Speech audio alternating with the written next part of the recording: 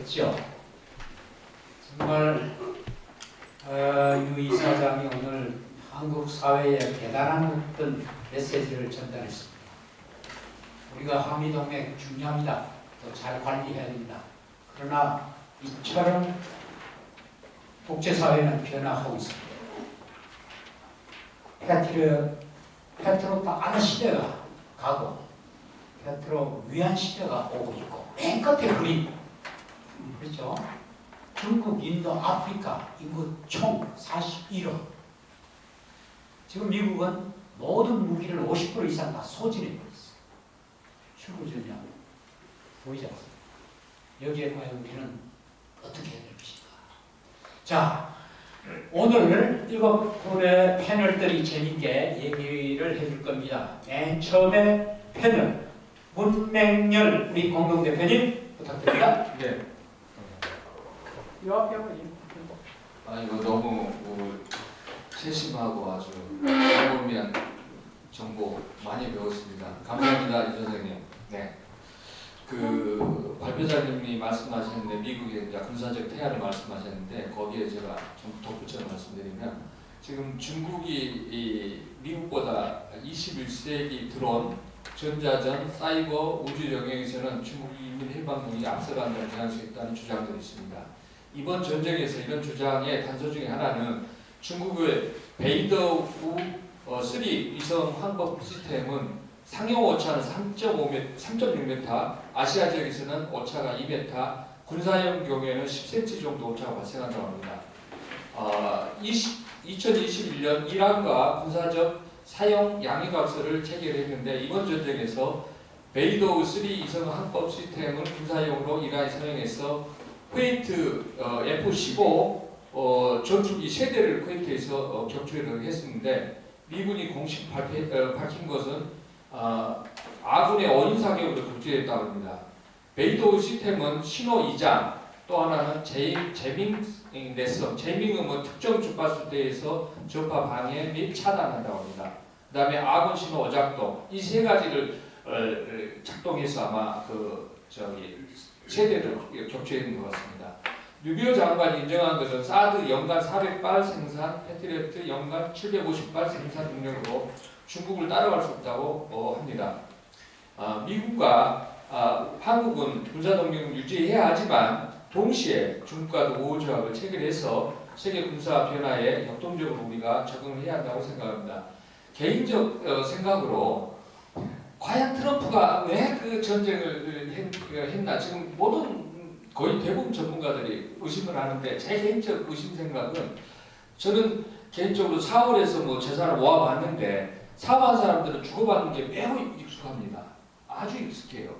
그런데 또 개인적으로 선출직 지방자치단체장 윤영직 비서실장 있고 노동부 장관 정책보좌관을 한 입장으로 제 사견을 드리면은 트럼프는 뇌물을 받았다. 그 중에 급덩이를 받았다고 저는 생각해요. 증거로 뭐냐면은 첫째 명분 없는 전쟁이고 두 번째 미국 국익에 도움이 전혀 안 되는 전쟁. 세 번째 모든 참모가 강력 반대했어. 국방장관 빼고 네 번째 오직 이스라엘과 군사 복합 업체만 이기는 전쟁이고 다섯 번째 굳이 이스라엘 총리가 백악관 방문할 필요가 없었어요. 근데 방문했어. 방문한 자리에서 이게 난 건넸다고 저는 보거든요. 내 경험칙상 봤을 때 급덩이를 건넸습니다. 여섯 번째 육과 급등으로 미국 국민의 손해를 입힌 게 눈에 보는 떠난데 이런 전쟁을 했다는 것은 저는 개인적으로 트럼프의 사익을 취하면서 국가에 또 세계적인 위해를 가했다고 생각합니다. 이상입니다. 예. 이어서 우리 현관성 대표님. 예. 네, 반갑습니다. 공동대표 현관성입니다. 앞에서도 이제 두 분이 좋은 말씀을 해주셨는데요. 저는 크게 이제 카테고리 두 가지로 생각을 해봤습니다. 왜 전쟁이 일어나는가라고 하는 거고요. 또 하나는 그러면 이 전쟁이 왜 중동에서 일어나는가? 이걸 보게 되면 이제 아마 저희들이 우리나라의 입장이라든지 아니면 이 전쟁을 포괄적으로 볼 수 있을 거라고 저는 생각을 해요. 전쟁이 왜 일어났는가라고 보면 저는 두 가지로 봅니다. 하나는 패권이고요. 하나는 돈입니다.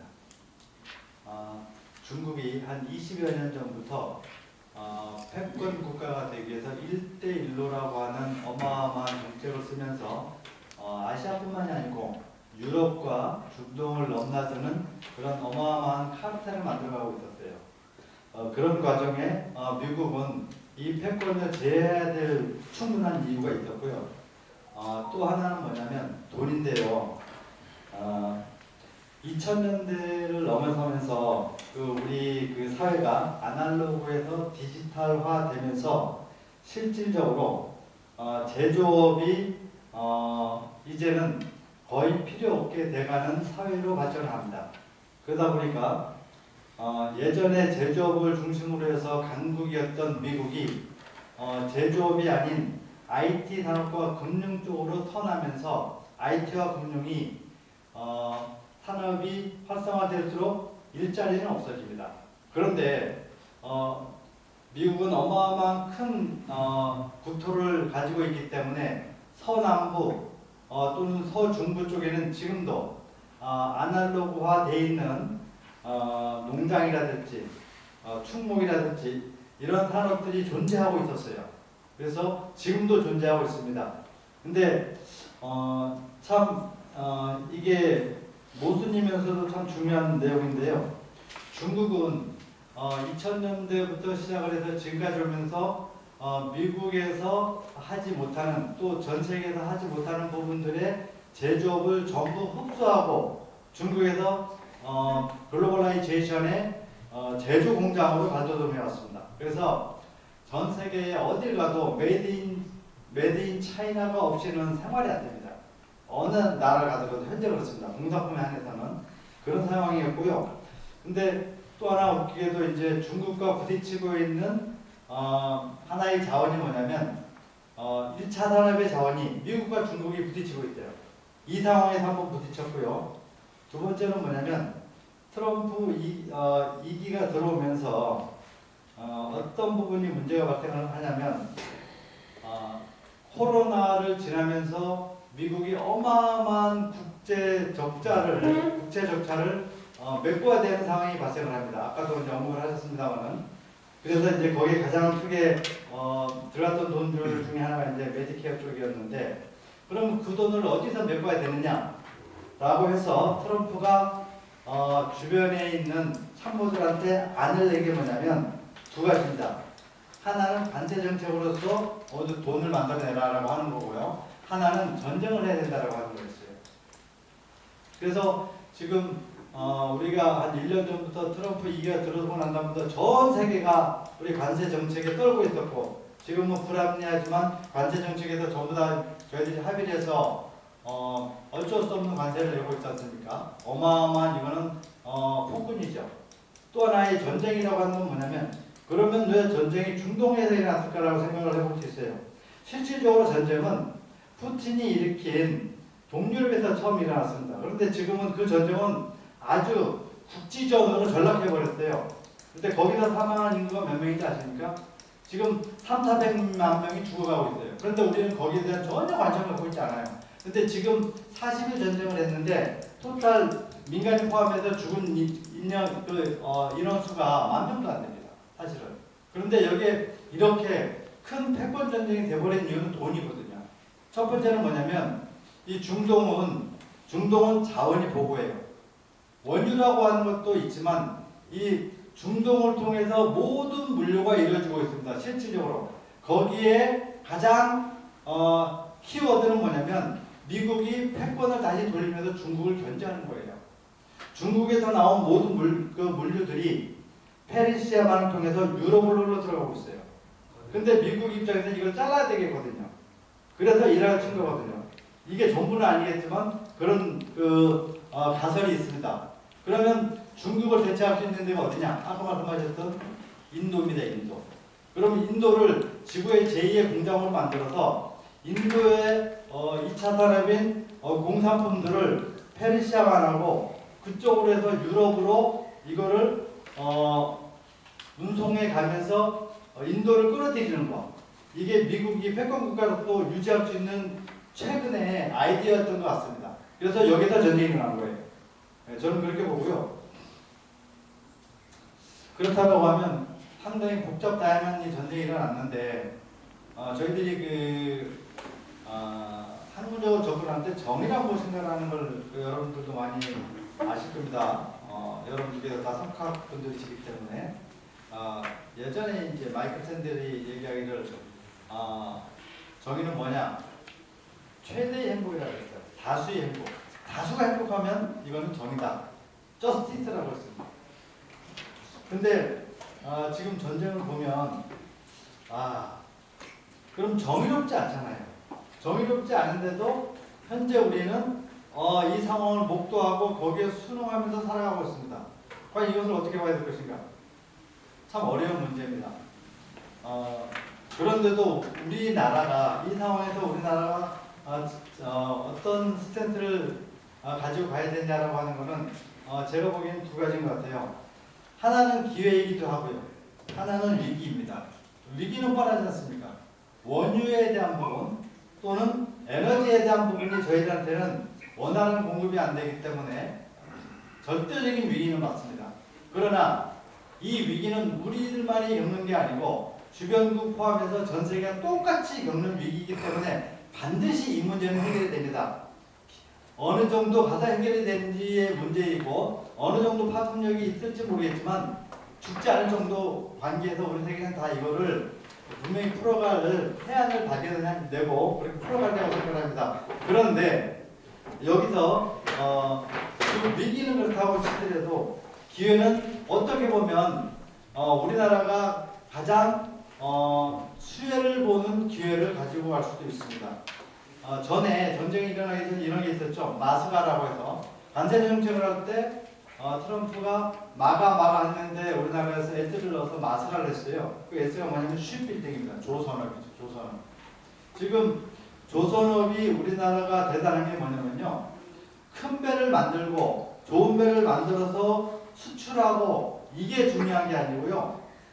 조선의 기저산업들이 상당히 강합니다. 어떤 거냐면 여러분들 이번에 전쟁할 때도 그 무슨 항공모함이 수리하러 들어가가지고 6개월 동안 뭐 수리 못하고 불났다 그런 얘기 들어보셨잖아요. 저는 그쪽에 조금 관여가 돼 있는 사람으로 정확히 알고 있는데 우리나라의 기자재 업체 쉽게 관련해서 기자재 업체가 전 세계 최고입니다. 기자재 업체라고 하는 게 뭐냐면 수리하고 그 다음에 해체하는 산업이에요. 그러니까 대형 선박들을 수리하고 해체하는 산업이 대한민국이 최고입니다. 그래서 우리한테 기회가 될 수 있다는 겁니다. 그리고 또 하나는 방산이죠. 여러분들 다 아시다시피 방산에는 이번에 다 나왔었잖아요. 첨부2라든지 K2라든지 K9이라든지 그리고 이 전쟁이 끝나고 나면 이 지금 요 전쟁과 그 다음에 유럽에서 전쟁이 끝나고 나면요 어마어마하게 방산 전쟁이 일어날 겁니다. 그때는 우리나라가 두 군데에서 전부 다 이걸 기회로 활용할 수 있으리라고 생각합니다. 이상입니다. 잘 들었습니다. 예. 미남 전쟁은 보면 역사적으로 보면 친미정부이던 탈레비가 1979년 몰락되면서부터 이제 좀 적대적 관계가 된 거고, 그다음에 현재는 가장 큰 요소가 아무래도 핵 문제가 아니냐. 핵이 확산되면 통제 불능되니까 그것이 지금 현재 가장 강했고, 출구 전략은 사실 잘 안 보여요. 지금 제가 보기에는 잘 안 보여요. 뭐 이론적으로는 단계적 제재 완화 뭐 이런 등등이 있겠지, 비공식 협상 뭐 요새 발전 등이 있겠지만 쉽지 않은 것 같아요. 그래서 현실적으로 보면 이 국지전, 단기적으로는 국지전적 이런 충돌이 있을 것 같고, 좀 중기로 보면 자꾸 이 협상과 충돌이 반복되는 그런 양상으로 가지 않겠냐, 이래 좀 봐집니다. 미국도 입장이 전쟁을 지금 원치 않고, 뭐 아까 여러분 말씀하셨다시피 돈이 너무 많이 들고 미국도 돈이 없고, 또 반면에 이란도 막 그렇게 막 하지만 전쟁을 원치 않죠. 미국과 막 붙어가도 별로 이익이 없으니까 전면전을 붙어버리면 부사도 아무나 달리니까. 그래서 미국이나 이란이나 다 전면전을 원하는 상태 아니다. 서로가. 그리고 이제 뭐 미국은 트럼프가 뭐 어떻게 자꾸 세상을 또 하는데 이란은 또 한편으로는 저게 내부에 그동안 좀 독재 정부자 해가지고 뭐 문제가 있으니까 여기에 내부 결속을 시키는 대외 문제로서 아주 좋은 기획하고 그렇게 또 활용을 생각하고요. 자, 이렇게 결국은 이제 이렇게 막 진행하는데 결국은 우리 대한민국이 어떤 영향을 미치느냐 이 점을 안 보면 우리가 뭐 쉽게 아는 얘기죠. 뭐 첫째 유가 상승, 뭐 에너지 절대 의존하고 있는 것은 이러면 전반적으로 산업의 원가 상승을 일으켜와서 우리나라가 직격탄을 맞는 현상이다. 그리고 뭐 원화 약세, 뭐 주식시장 변동성, 중동 수출 감소, 해상 운송비 상승 뭐 이런 문제들이 경제적으로 많이 파장될 것을 봅니다. 그리고 장기적으로 보면 미국하고 이란은 어차피 이란의 체제 변화가 없으면 미국하고 바꿀 수 없고 늘 이런 관계로 반복되어 갈 가능성이 매우 높다. 전면은 아니라도 이렇게 보아집니다. 좀 세계적인 걸 보면 제가 볼 때 세계의 3대 강국들이 다 깡패들이에요. 깡패들. 소련도 러시아도 멀쩡한 우크라이나를 침략해서 저렇게 많이 하는. 또 중국도 남진해의 공해상인데 암초를 줄까요? 막 해가지고 남진해 바다를 상황해서 해상 통로가 조금 불안할 수 있는 이런 위험성을 가하고 미국은 보시다시피 지금 트럼프가 완전 깡패를 가고 있고 그래서 사실상 결론적으로 보면 이 우리나라 생활 중에 경제도 국방이 안 되면 지킬 수 없다 하는 결론이 나옵니다. 그래서 국방은 우리도 더욱 굳건히 지켜야 되고 힘 없는 평화를 누리는 것입니다. 어찌 보면 힘 없으면 구걸해서 평화로 위장하는 것이지 진정한 평화는 아니다. 그래서 우리가 결국 불복이다. 그래서 우리가 이런 일을 당하지 않으려면 국방을 단단히 해서 준비해야 된다. 정부에서는 세계가 반대하고 많이 있겠지만 정부에서는 우리가 침략이 아닌 강대국들의 어떤 침략을 방어하기 위해서 핵무기도 자체를 가져야 된다. 핵무기가 있으면 하루 십자가 좀 안 나가니까 물론 매우 어렵지만 이런 생각이 들었습니다. 이상입니다. 네, 아주 서로 다양한 재미있는 얘기가 나왔네요. 자, 다음 토론자 모시기 전에 우리 후원자께서 인사하시게 되는데 우리 쿠퍼 우리 김삼열 회장이 우리 이렇게 행사할 수 있도록 후원해 주신 동문입니다. 감사합니다. 네. 자, 김경민 YMCA 정기영의 사무총장이고 우리 또 자주통일회의인데 상임 대표. 예, 순서 그래 됐습니다. 예, 오늘 밝게 잘 들었고요. 아무래도 이제 지금 현대사회를 분석하는 데 어느 중에 보니까 권력의 패권 질서는 무너졌고 새로운 패권 질서 혹은 국가적인 세계 지배 체제 다 등장하지 않은 그런 사실 그런 힘의 공백기라는 게 가장 위험할 수 있으니까 그런 차원에서 제가 보기에는 세계전쟁, 제3차 세계대전 이런 이야기들 전쟁에 대한 소문이 이렇게 전 지구적으로 확산되고 있다라는 생각이 들고 우리 관계자께서 말씀해 주셨지만 사실은 구소련의 해체 이후에 미국 1급 체제로 세계적인 질서가 유지되어 왔는데 사실은 저희들이 굉장히 낯설게 느끼는 게 미국이 민주주의와 인권이라는 소위 말해 자기들이 말하는 가치 규범을 가지고 세계를 지배해 왔거든요. 그런데 뭐 잘 아시겠지만 그람시 같은 경우도 그런 이야기 하지 않습니까? 이게 사실은 마지막에는 무력에 기반하고 있지만 이걸 통치하는 방식에서는 자기들이 힘이 강하면 강할수록 가치와 기본을 가지고 지배한다 이렇게 이야기를 하는데 그런 차원에서 보면은 저희들에게 정말 까다로운 건 차라리 바이든 정부 같은 경우가 까다롭죠. 어쨌든 가치와 규범을 관리하면서 그러면서 사실 치밀하게 밀고 들으니까 까다로운데 뭐 예를 들어 저도 바이든 시절을 돌이켜보면 한미일 군사동맹 같은 거 너무 아찔한 건데 이걸 이렇게 추진해 가는 과정은 굉장히 치밀하고 정교하게 그리고 단계적으로 전략적으로 밀고 나가니까 굉장히 까다롭다 이런 생각을 했는데 저는 이제 이 트럼프가 집권하는 미국의 내적 구조라든가 그 다음에 이 트럼프의 마가라는 걸 지지하게 되는 그 미국의 현실적 상황 안에서는 보면은 미국이 뭐 여러 가지 페트로 뭐 달러부터 여러 년 군비 뭐 이런 이야기를 제가 좀 조금만 하지만 결국은 보면은 그 미국이 더 이상 세계를 지배할 수 있는 그 태권 역량을 완전히 잃었다라는 것을 중심으로 해서 사실은 신고립주의가 나온다라고 생각하고 그런 차원에서 미국 그 마가 같은 경우는 이번 뭐 상당 부분이 이번 이스라엘 이스라엘 미국의 이란 침략을 반대했듯이 이게 지금 제가 보기에는 그 미국이 세계를 이렇게 일극체제로 지배할 수 있다라는 게 불가능하다라는 게 이번에 완전히 밝혀진 거다.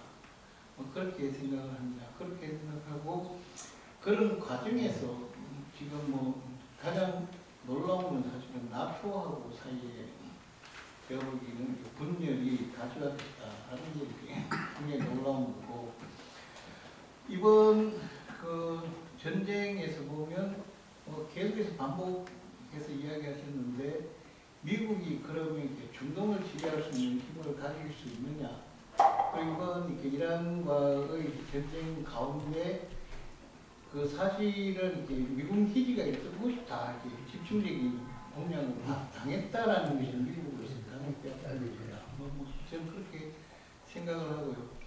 이야기를 길게 할 수 없기 때문에 마지막으로 하나만 저는 출구 전략까지는 잘 모르겠는데 이 생각은 한번 해볼 수 있지 않을까라는 것 중에 이건 정말 이제 제 개인적인 피셜이고 그렇지만 또 몇몇 언급하는 사람들이 있어서 한번 말씀을 드리면 그 미국이 그 이란과의 협상에서 정말 원하는 게 뭘까? 여러 가지 군사적인 영역에서 여러 가지가 있을 것 같은데 정말 이렇게 핵을 원할까? 저는 이렇게 이건 한반도에도 관련되는 상인데 미국이 정말 부담스러운 거는 대륙간 탄도미사일 아닙니까? ICBM만 없으면 핵이 있어도 공격 못할 건데 미국이 보면 저는 이게 한국에도 트럼프가 계속해서 그 사실상 북을 요새 북이라 그래야 됩니까? 조선이라 그래야 됩니까? 모르겠는데 하여튼 그 핵보유국을 사실상 여러 번 반복해서 공식적으로는 아니면 사실상 인정하고 있는 흐름인데 여기도 이제 가장 큰 문제가 뭐냐 그러면 아마 미국은 ICBM과 관련해서는 굉장히 타이트하게 협상을 하려고 할 겁니다. 왜 그러냐 하면 이게 본토를 공격할 수 있으니까. 그런데 이게 이란도 그런 정도가 아닙니까? 그래서 그렇게 되면 사실은 만약 이렇게 ICBM만 이렇게 합의하고 미국이 빠져버리면 한국하고 일본은 굉장히 곤혹스럽죠. 진짜 엿먹는 거죠. 그런데 이제 그렇게 되는 게 만약에 이란도 그 협상을 하게 되면 저는 정말 곤혹스러운 데가 사실 유럽이라고 생각합니다. 그래서 이제 이런 여러 가지 변수들 사이에서 어떤 이렇게 출구 전략의 최종 조건을 무엇으로 상정하고 있는가 이런 것들도 좀 열심히 관찰해 봐야 되는 영역 아닌가 이렇게 생각합니다. 네, 이상입니다. 네, 감사합니다. 새로운 관점에서 토론이 있었습니다. 자, 다음으로 우리 신만섭 박사님 모시겠습니다. 네, 평화인대 남북평화위원회 신만섭입니다. 발제하신 내용 잘 들었습니다. 근데 저는 이제 저는 미국이 이란을 이번에 왜 때렸을까? 아까 여러분들이 또 말씀하셨는데 첫 번째는 중국이죠, 사실. 중국의 그 힘을 갖다 약화시키기 위한 그런 차원에서 이제 이란 같은 경우에 이제 그 석유의 한 70%, 90%를 갖다가 지금 중국이 뭐 수입을 하고 있으니까 그걸 차단하는. 두 번째는 지금 페트로달러 체제 이게 지금 흔들리고 있으니까 이걸 이제 차단하려는 차원이겠죠. 그래서 아까 뭐 페트로 위안 얘기도 나오는데 2003년도인가 그 이라크 전쟁 그 사담 후세인 때도 그때도 이 사담 후세인이 석유 국제 결제 화폐를 갖다가 뭡니까 유로화로 바꾼다고 선언을 했어요. 그래서 그때 이라크가 그때 얻어맞았고, 그다음에 베네수엘라도 이번에 니콜라스 마두로가 잡히기 전에 뭐라고 했냐면 체포되기 전에 위안화로 그 결제한다고 베네수엘라의 그 석유 결제 화폐를 갖다가 위안화로 바꾸겠다고 그렇게 선언을 했어요. 네? 그 다음에 지금 이란이 또 그런 얘기를 합니다. 여기는 뭐 이건 아주 굉장히 민감하죠. 미국의 입장에서. 사실 1945년도 언제입니까? 2월달이죠. 1945년 2월달에 루스벨트가 얄타 회담, 당시 소련의 남부지방 그 얄타에서 얄타 회담을 끝낸 뒤에 2차 대전 종전을 위한 얄타 회담을 끝낸 뒤에 어디를 가시지 않습니까? 막바로 미국 가지 않았어요. 사우디아라비아로 갔습니다. 거기서 바로 이 석유 결제 체제를 갖다가 달러로 한다는 거기서 협정을 맺었어요. 사우디하고. 그걸 갖다가 두 번째 2차 협정으로 74년도입니다. 아까 말씀하셨듯이 키신저하고. 이게 굉장히 중요해요. 미국 입장에서는 이 달러를 갖다가 석유 대금, 전 세계 석유를 갖다가 달러로 결제한다는 거. 이게 굉장히 중요한 문제예요. 그래서 이 두 가지. 그 다음에 세 번째는 이 이란을 갖다가 왜 침공을 했느냐 하면은 뭐 이스라엘이 사실은 그 네타냐후가 이제 누굽니까 트럼프한테 이제 귓속말로 거기 백악관까지 찾아가지고 그렇게 뭐 이번에 아주 절호의 기회다고 얘기를 했는데 이스라엘 입장에서 봐서는 이란이 핵무기를 가지고 사실 이거 요번에 이란 그 전쟁에 미국 입장에서는 가장 먼저 들고 나온 게 핵 문제거든요. 이란의 핵 문제. 그걸 갖다가 지금 몇 년째 계속 트럼프가 일기 트럼프 때부터 계속해서 협상을 해갔단 말이에요. 예? 이런 언제입니까? 작년 6월달에 맘바버스 떨어졌면 어디니까 지하에 포탄 투하를 할 때 그 이전까지도 계속해서 핵 협상했어요. 근데 그게 결렬돼요. 그 다음에 요번에 2월 28일 침공 전에도 핵 협상했어요. 그게 또 결렬이 됩니다. 이스라엘이 이제 거기도 가담을 해요. 근데 이스라엘을 봐서는 자기들 생존 문제예요. 이스라엘이 핵무기를 가지고 있죠. 그런데 국제 관계는 말이죠. 도덕 싸움이 아니에요. 누가 악이고 선이 아닙니다. 에? 이스라엘이 지금 꿈꾸는 게 그레이트 이스라엘 해가지고 레바논을 갖다가 먹고 그 다음에 아랍권을 갖다가 먹고 그렇게 해서 중동 일대를 갖다 전부 자기 지배하에 넣는다 하는 그 원대한 계획을 품고 있다고 하는데, 만약에 이스라엘이 찌그러지고 이란이 핵을 갖다 가지면서 그 일대 패권을 쥐어보세요. 이란도 마찬가지예요. 결국은 그렇게 나가게 돼 있습니다.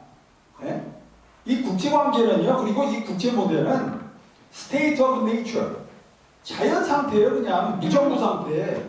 어느 놈이 패권을 가지면 힘을 키우면은 그 놈이 그 주변을 갖다가 장악하려는 그런 패권적인 그런 의식들을 다 가지고 있어요. 어느 나라는 그건 다 마찬가지입니다. 그래서 과거 유럽에서 말이죠, 몇백 년 동안 이 세력 균형, check and balance, balance of power, 이것 때문에 어느 한 나라가 커지는 것을 갖다가 막기 위해서 주변 나라들이 연합을 해가지고 계속해서 전쟁을 벌여요. 예? 그러니까 중동도 마찬가지입니다. 중동도 만약에 이란이 핵을 가지고 힘을 키우면은 그 일대 자기들 세력권을 만들게 돼 있어요. 근데 지금 보세요. 이란은 저거 페르시아이죠. 아랍어는 뭐 다릅니다. 말도 다르고 민족도 다르고요. 그 주변의 아랍국들이 과연 이란이 패권이 커졌을 때 가만히 보고 있을까요? 같은 이슬람권이라고 해서 가만히 뭐 형제국이라고 그런 생각을 할까요? 결국은 또 패권 전쟁 벌어집니다. 그리고 만약에 이란이 핵을 가지게 되면은 아랍권에서도 역시 그 두려움 때문에 자기들도 핵을 가지려고 그럴 거예요. 저는 솔직히 그 중동에서 지금 그 이스라엘이 핵무기를 가지고 있기 때문에 이란이 거기에 맞서서 이 힘의 균형을 갖다가 맞춘다는 차원에서 이란이 핵을 가지는 건 저는 뭐 괜찮다고 봐요. 차라리 공포의 힘의 균형 해서 그렇게 하면 이렇게 서로 치고받고 하는 일은 그래도 일어나지 않을 거 아니냐. 하지만 더 큰 문제는 이란이 핵을 가지면 아까도 말씀드렸듯이 아랍권에서 사우디아라비아를 비롯한 아랍권에서 그들도 또 핵을 가지려고 합니다. 할 겁니다. 이란이 전에 그러는 꼴을 갖다 못 보거든요. 그래서 참 이게 딜레마입니다. 딜레마. 그러면은 여기서 이제 그 우리 한국이 이런 그 입장을 갖다가 우리가 잘 고려해서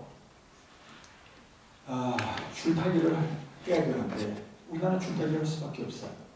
근데 지금 국힘 보세요. 국힘의 저 그 장동혁 대표 요번에 그 미국 가서 하는 꼬라지를 보세요.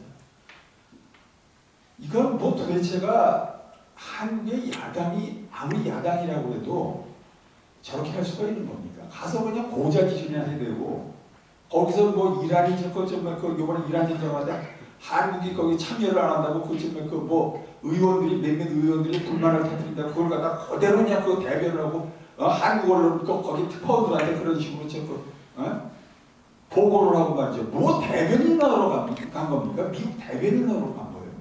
이래서 문제예요. 한국의 그 소위 보수 세력들이 이 보수가 아니에요. 예? 첫 번째로 이건 매국질들을 하고 있다고요. 반면에 또 진보 쪽에서 또 죄송한 말씀입니다만은 과연 지금 아까 발제하신 대로 과연 지금 이란이 이기고 있는 겁니까? 저는 그렇게 안 봐요. 이란이 이기고 이란도 지쳤어요 지금. 예? 몇 번에 지금 엄청난 공격 때문에 지치고 지쳤어요. 미국도 이제 지금 뭐 힘을 갖다 거기다 소진해가지고 자기들도 싸우고 싶지 않고 그렇기 때문에 뭐 저는 이 정도에서 결국은 조만간에 협상이 이루어지지 않을까 그렇게 생각합니다. 예, 감사합니다.